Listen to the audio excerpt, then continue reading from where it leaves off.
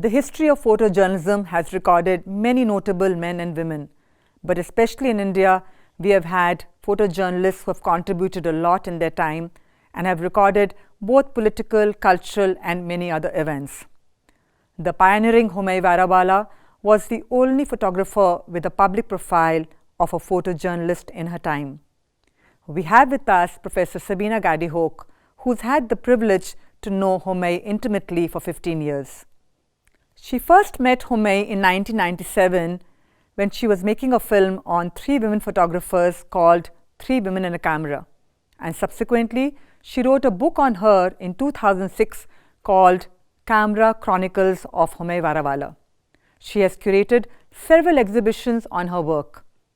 Let's go over to Professor Sabina Gadi-Hoek.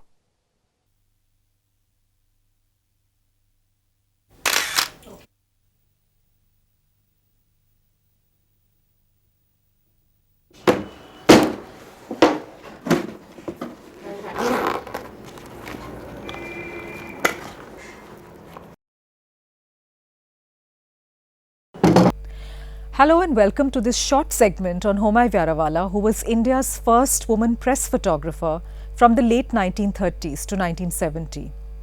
My name is Sabina Gadi-Hoek and I teach at the AJK Mass Communication Research Center at Jamia Millia Islamia. Now, while it was not unusual for women to be part of a history of photography, photojournalism has not really been very accessible to them.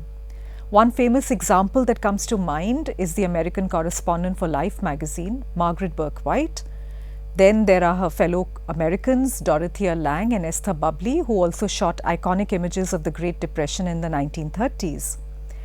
In India, while some women took photographs in domestic spaces, Homai Vyarawalla is quite pioneering in that she was the only photographer with a public profile as a photojournalist in her time.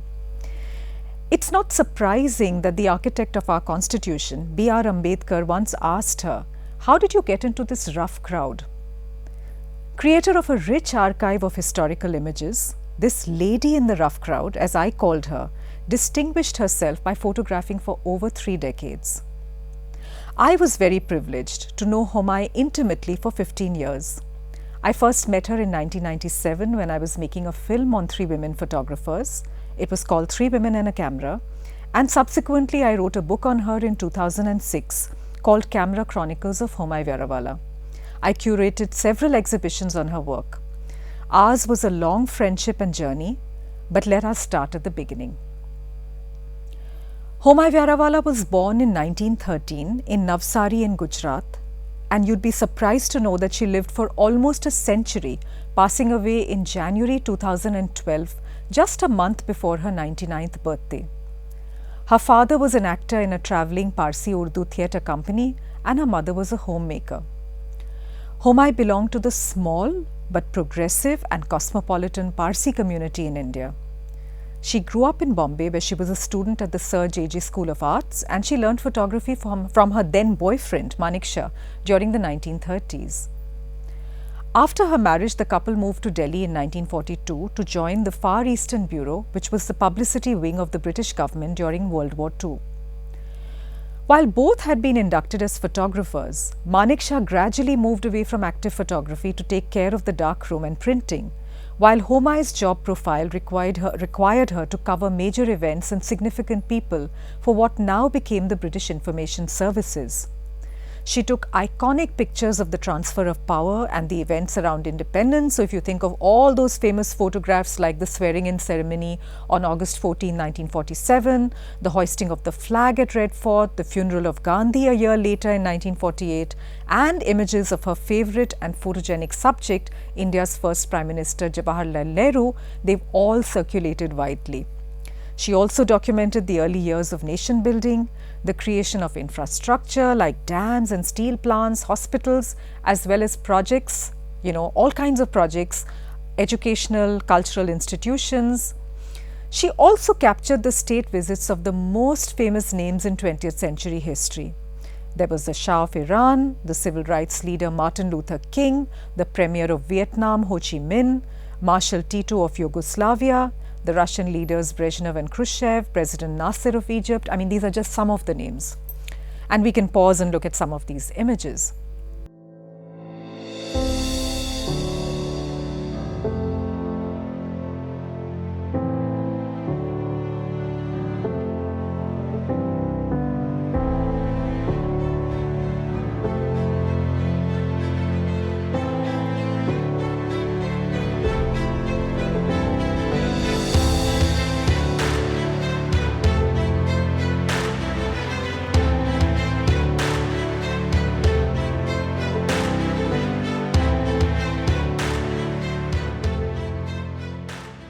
High society magazines like The Onlooker and The Current often requested Homai for pictures of what they called good-looking women. Not surprisingly, they published large spreads of her pictures during the visits of Queen Elizabeth I and the fashionable First Lady of the United States, Jackie Kennedy. Now, being the only woman photographing meant a certain advantage because Homai's presence was often noted. In many of her pictures taken during the royal visit to India in 1961, Queen Elizabeth looks directly at her like I'm looking at you in the camera. While her days were spent photographing political events, Homai inhabited a completely different world in the evenings when she was in great demand to photograph at clubs and embassies. Her pictures of fancy dress parties, fashion shows, theatre and dances reflect this cosmopolitan world of leisure. Let us now briefly move to the context of mid-century press photography in India. It was difficult for photographers to survive outside of the patronage of the government. Even freelance photographers needed to be accredited by the newly formed Press Information Bureau. Newspapers and magazines were the only source of employment for the professional. Homai's early photographs were published in magazines like the Jame Jamshed and the Bombay Chronicle and newspapers like the Statesman. Of course, the most preferred publication of the time was the Illustrated Weekly of India because of the quality of paper and its photogravure printing that enabled good reproduction. The weekly launched the careers of many photographers including Homai, but you'd be surprised to know that since she was unknown and a woman, her early photo features were initially published under Maneksha's name. Digitization of her work has revealed a vast archive of images of everyday life in Bombay and Delhi that also mark her as a fine documentary photographer. Let us now move to Homai's craft and technique. This was a moment when the aesthetics of pictorialism dominated. What is pictorialism? A style that sought to emulate painting with well-composed but somewhat static images of human and scenic beauty. Homai Vyarawalla and her colleagues in the press were marking a break with more candid images. Let us watch a clip from my film where Homai discusses a photograph of Nehru with Lord and Lady Mountbatten taken by the famous French photographer Henri Cartier-Bresson. He was also her contemporary, by the way. This photograph is an example of what Bresson termed the decisive moment, that precise second when all the elements of the picture fell into place. Now, Homai's critique of the image gives us insights about the aura and the reverence attached to the bodies of public figures in India. They just could not be photographed like in Bresson's picture. This is not surprising given that moment when leaders were heroes and photographers were also citizens who believed in the dreams that they offered them. There was another reason for this restraint too. India did not have a tradition of independent photography till much later. Of course, this restraint did not stop Homai from capturing candid moments like Bresson, but the method that she adopted was different. She was unobtrusive and she often waited for what she called the right moment when they were comfortable and all the other photographers had taken their pictures. What also emerges from the clip is Homai's determination about not compromising the dignity of her subjects. For instance, she did not exhibit a photograph of Nehru receiving Ho Chi Minh in 1958 publicly for many years. And why? Because it was taken very spontaneously as they chatted in a very animated manner, and the camera made it look like Nehru was pulling the Vietnamese premier's beard. In turn, Homai's subjects trusted her enough to let her photograph them in more private moments. I don't like this picture at all because it makes our Prime Minister look more like a clown against these dignified people. After all, you have to show dignity in a person. not to make him look like a clown. The American photographer Dorothea Lange once described the camera as an extension of her own body. The same could be said for Homai Vyarawalla, who was rarely seen without her speed graphics or Rolleiflex. The Rolleiflex was a twin-lens reflex camera that was held slightly lower. Now in Homai's case, this camera's slightly lower angle helped lend an aura to her subjects. This might explain the heroic look of her political subjects because you were always looking up at them, which was enhanced by her use of a daylight flash that gave their faces a glow. Both cameras could only take 8 or 12 exposures at a time, which meant that the photographer had to be much more economical and disciplined about framing. Homai was also very adept in the art of developing and printing. She had her dark room next to her kitchen. She measured chemicals like she measured spices instinctively with her fingers that were always stained brown. So like Dorothea Lange, her body carried an imprint of her photography too. So I can see whatever is happening in that particular frame, at the same time what is happening around me. Then this is another viewfinder which I can use, which shows only the framing of the picture. And the focusing is done here, just like that, forward and backwards. So all in a hurry, I had just to shift this, take the picture, without any bother about focusing. And my pictures always used to come out proper focus. And after every shot, had to open this, remove the bulb, put it back, put another one. And I used to carry my camera like this on my shoulder, always. So this used to become the ashtray for the people, more or less. Other photographers would think their job is finished when they see the two people meet in whatever position, sitting down, standing, shaking hands or anything. And if they miss the picture, they would say, "Sir, please, please, shake hands again."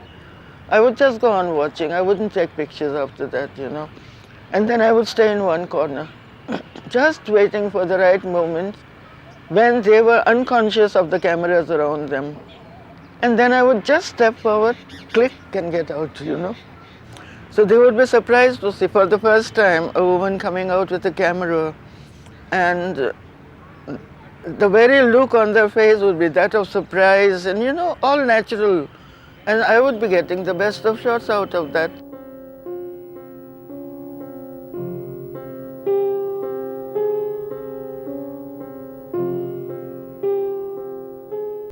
Travelling solo all over the country, Homai Vyarawalla was ever ready for adventure. She took top-angle pictures of the Kumbh Mela perched on top of a moving fire engine, and she fell into the Yamuna when a pontoon bridge carrying devotees during a festival gave way. In 1956, she travelled to the Nathula Pass in North Sikkim to capture the first entry of the 21-year-old Dalai Lama, who entered on a pony. Stranded without transport in Gangtok, she had to hitch rides on passing jeeps. Photographing Muhammad Ali Jinnah the day before he left for Pakistan, she landed at his feet, crashing from a height that she had climbed to for greater depth. And of course, Jinnah smiled as everyone knew Homai Vyarawalla.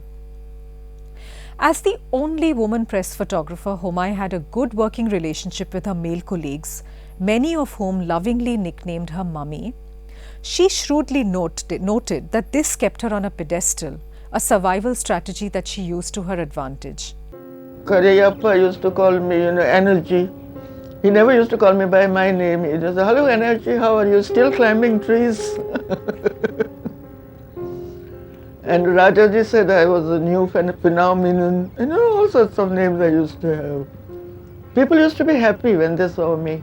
But I had that very stern aspect, no hanky-panky with me. Immediately anything went wrong, I would shout at the person and give him one good, bang also. So that sort of attitude, was observed by the photographers.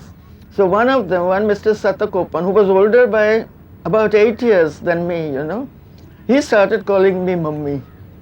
And when that Mummy word came out, all these others, started calling me, even the policemen, the security wallahs, everybody started saying Mummy, Mummy, Mummy. Amita Malik, the well-known journalist, had once described her in The Statesman as a very young girl wearing a practical sari with a very becoming hairstyle. For years before she acquired her Fiat car, Homai rode a bicycle with her sari, weighed down by several cameras, bags of large flash bulbs and a wooden tripod. History is often considered to be a story of important events and famous personalities. But if we look more carefully, we begin to notice those who have been less visible, such as this woman dressed in a sari, who was a key visual chronicler of her times. It is for this reason that, like her famous peers across the world, the pioneering Homai Vyarawalla must be given her due place in a history of photojournalism.